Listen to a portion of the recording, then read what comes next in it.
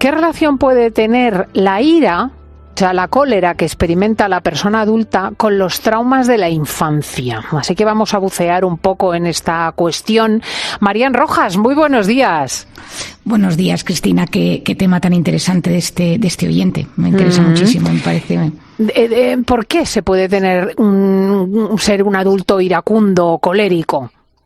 Bueno, yo creo que lo primero es saber que muchas de las cosas que nos suceden en el presente tienen su origen en traumas o heridas no sanadas del pasado, ¿no? Esto es una cosa que todo el mundo lo puede entender, pero es muy importante saberlo, ¿no? Porque hay mucha gente que viene a consulta o que pregunta y dice, pero vamos a ver, ¿por qué le pasa esto a mi marido o a mi mujer y tal y cual? ¿Yo qué le he hecho, no? Y a veces no es lo que tú le has hecho, sino lo que le han hecho y lo que tu personalidad o la personalidad del entorno le reactiva esa herida.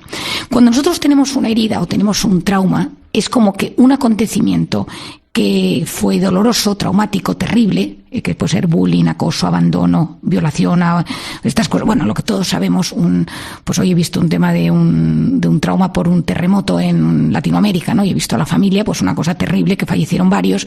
Bueno, pues eso es un trauma. Es algo que es tan duro que no se integra de forma adecuada en nuestro cerebro. Y por lo tanto, hay diferentes zonas del cerebro que se quedan en estado de hiperalerta.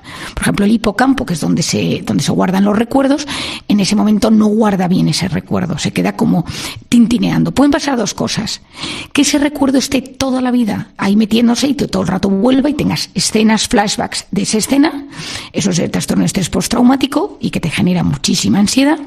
O a veces se produce una amnesia, que puede ser porque de repente tu cerebro lo olvida entre comillas, porque está metido en el subconsciente, pero para protegerte de la brutalidad que viviste, tu cerebro no lo recuerda conscientemente.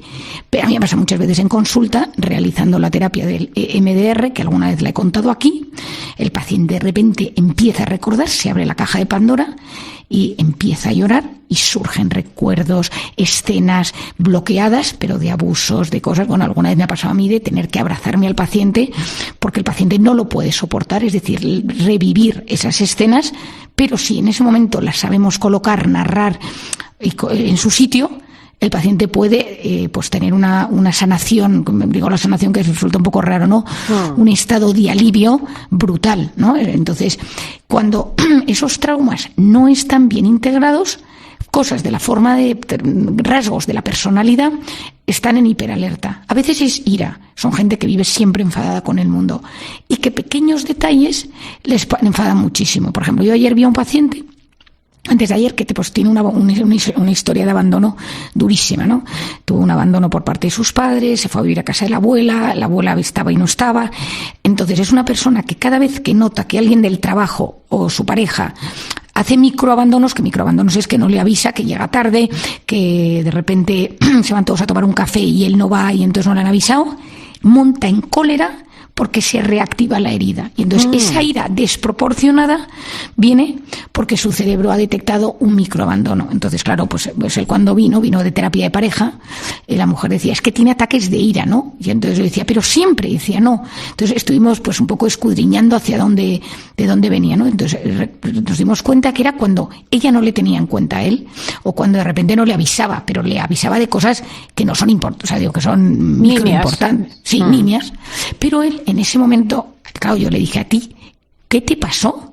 ¿A ti quién te abandonó? Y entonces se me echó a llorar. Y ahí empezamos la terapia. Entonces, a veces, quiero decir, no siempre la ira viene por esto. O sea, a veces la ira viene por consumo de tóxicos, por estados de estrés mantenidos, por falta de sueño, por personalidades. Hay personalidades mucho más impulsivas que otras, porque la vida que llevamos hoy en día es una vida que tiende a que una persona la rozas. Sí, el otro día un paciente que creo que me estará escuchando, que es un tío pues que está pasando un estado de muchísimo estrés, y el otro día fue a aparcar el coche en un sitio, otro fue más rápido, que iba con un sitio de estos pequeños, y le quitó el sitio.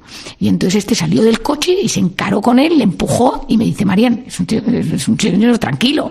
Dice, Marían, se me fue de las manos, venía yo estresado y tuve un ataque de enfado, de agresividad impropio, que hasta pasó un coche de policía, y nosotros, no, perdón, que se me ha ido de las manos, ¿no? Es decir, cuando uno vive en un estado de alerta, de nerviosismo, de estrés mantenido, pequeños detalles y sobre todo si tocan la herida, activan un estado de ira. Entonces, claro, esto es muy importante saberlo, porque cuando hay muchas veces que trabajamos con síntomas, y hay que entender de dónde vienen esos síntomas. Hay gente que tiene, pues, por ejemplo, pues timidez patológica, ¿no? Y todo lo que sea hablar en público, expresar sentimientos, tal, le genera muchísima ansiedad. Bueno, pues hay que saber si es un tema de personalidad, si es un tema de circunstancias del presente, o es que hay algo que ha sucedido en la infancia. Y esos traumas, pues hay que saber que existen. Eso te iba a decir, ¿cuál es la capacidad que tiene el trauma de florecer en forma de síntomas en la edad adulta? Bueno, en general hay hechos que son traumas per se, ¿no? Una violación es un trauma per se. Hace unas semanas me decía una paciente, era una paciente nueva, me estaba contando su historia y me dice, yo tuve varios abusos por parte de un tío de pequeña, pero bueno, no me ha afectado. No es verdad. Otra cosa es que tú lo has metido en un lugar de tu cerebro, de tu mente, de tu vida, donde intentas que no te duela, pero es imposible porque una violación o un abuso per se tiene un impacto. Otra cosa es qué impacto va a tener. A veces es en la vida sexual, a veces es en la vida afectiva, a veces son trastornos de la alimentación, a veces uno realiza autolesiones. No siempre por el mismo trauma suceden los mismos síntomas cuando te vas haciendo mayor. Y a veces uno los tiene muy, muy bloqueados. Y entonces pasa algo, te casas, tienes relaciones sexuales, te topas con gente por la vida y notas que algo se está moviendo dentro de ti. El trauma tiene dos aspectos muy importantes, Cristina. Uno es el trauma per se y otro es lo que pasa con ese trauma. Y esto también se lo digo a nuestros oyentes porque es muy importante. Si a ti te viene un hijo un día y te dice, mamá, hoy me ha pasado esto, he llegado a casa y el portero me ha hecho no sé qué, y entonces pueden pasar dos cosas, que tú digas al niño, mira, deja de inventarte historias, que el portero es un tío estupendo y lleva en casa toda la vida y no te ha hecho nada y no te ha tocado, no te ha hecho nada. Pero yo siempre recomiendo que cuando un hijo viene o alguien acude a nosotros, esto me pasa mucho a mí en consulta, contándote una historia, siempre primero hay que creerle, hay que darle apoyo, porque el trauma se hace muchísimo más grave según lo que sucedió. En caso de ser verdad, en caso de ser verdad puede ser grave el desautorizarlo. No, grave no, es que puedes pasar. Yo tengo pacientes en la consulta que han tenido un trauma, fueron a la policía, fueron a sus padres, fueron a alguien, a una figura de autoridad, lo gestionó, les escuchó, les llevó a terapia, les dio su lugar, tal, y ese trauma es la mitad de la mitad de la mitad. Ahora, como tú tengas un trauma, esto yo lo veo mucho en consulta, y te lo hayas guardado, porque nadie me va a creer, lo hayas medio contado y hayan pensado que eres un chismoso, que eres una persona sin ese, pues es que mira cómo se inventan las cosas, no sé qué, y qué fantástico es las cosas que se le ocurren. Eso empeora, porque significa que ese lugar al que yo acudo para compartir el dolor no existe. Entonces se abren dos heridas.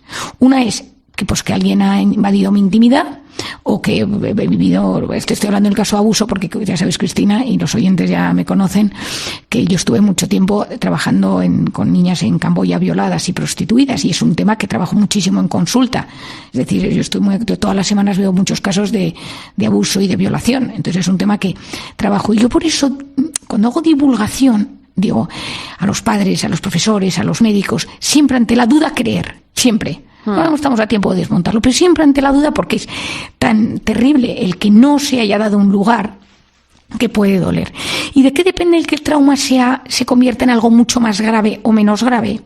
De la personalidad que tenga el sujeto que le ha sucedido. No es lo mismo un tipo tímido, una chica insegura, una persona que tiene unos rasgos de carácter mucho más vulnerables, que sea alguien con una personalidad bien formada, que tenga rasgos de personalidad más maduros. Por eso te decía que a lo mejor ese paciente tuyo que dice haber sido abusado de niño y que haber sufrido abusos y que está bien, a lo mejor por su personalidad lo ha encajado bien. Ya, pero es que a mí cuando una persona te dice que ha tenido un abuso, por mucho que la personalidad solo puede ser que esté bien, si su forma de ser, el contexto familiar y social que ha tenido en el entorno ha funcionado. Cuando digo familiar y social es que esa persona en su caso lo ha podido hablar, ha tenido un sitio donde poder hablar, sentirse comprendido e integrarlo. Yo digo que un trauma se supera o se medio supera o cuando tú eres capaz de hablar de eso sin que se te desgarre el interior. Cuando tú eres capaz de pensar en eso y sabes que fue algo que pasó, lo tienes ahí metido, pero no duele. Si una persona te habla de un tema, se emociona mal, angustia, llora, notas que su cuerpo, taquicardia, se pone rojo, es una persona que ese trauma no lo ha superado. Y entonces, pues eso tiene sus consecuencias en la edad adulta. Yo siempre digo que si tienes un trauma, si algún oyente me está escuchando, quizá porque es probablemente diría una de mis especialidades, el trauma, que si quieres trabajártelo, a veces a mí me pasa en consulta que viene algún paciente y me dice, mira, Marian, yo vengo por este tema, sé que tengo un trauma en el de mi vida, pero no estoy preparado para abrirlo. Ok, yo lo respeto, pero sé que un día con una delicadeza enorme, con un cuidado minucioso, voy a empezar a abrirlo y voy a ver por dónde voy. Y a veces me encontraré algo horrible, a veces tendré que ir con muchísimo cuidado, a veces tendré que abrirlo del todo, a veces tendré que abrirlo a la mitad. No siempre funcionan las mismas técnicas, Cristina, es un tema muy delicado. Desde luego, pero fíjate hasta dónde nos ha llevado esta pregunta valiente del oyente que hablaba del carácter colérico o iracundo y sus raíces. Pues hemos podido hablar no solo de la ira, sino también de los traumas y de su tratamiento. Querida Marian Rojas, qué estupendo que nos acompañes los sábados. Gracias a ti, Cristina, como siempre, feliz sábado a todos nuestros oyentes. Un abrazo, adiós.